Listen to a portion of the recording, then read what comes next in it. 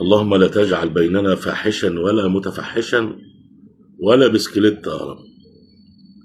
يعني الأستاذ إبراهيم المنيسي الصحفي المتميز الأهلاوي يفجر كعادته قضايا شائكة وغاية في الخطورة. فيقول أن هناك صحفي كبير اتصل بي وقال له: أخشى أن تتفشى الفاحشة بينكم. قال له هذه الجملة في الحكام يعني.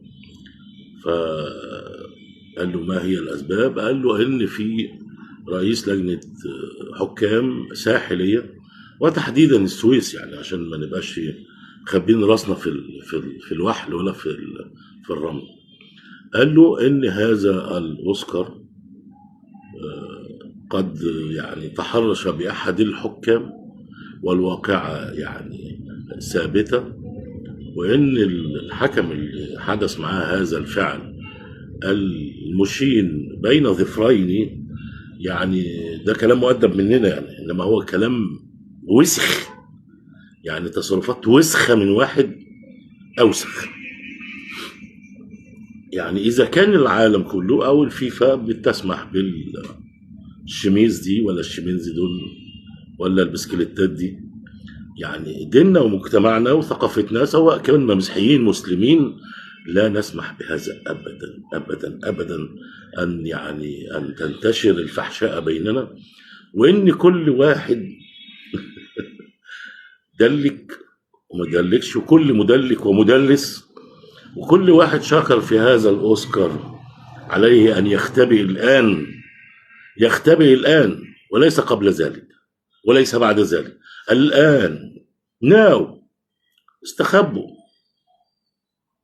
عشان احنا هنلم اللي كانوا بيحبوه واللي قريبين منه.